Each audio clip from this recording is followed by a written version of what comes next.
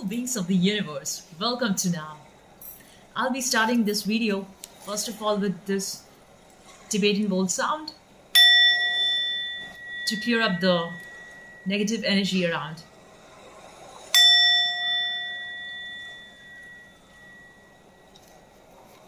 Next, I just got some beautiful flowers from the forest for free. This all is so beautiful. So I think I'll keep this purple one because I just got this today. Lovely red candle. So in this video, I'm going to talk about how we should save our energies and attack the unknown.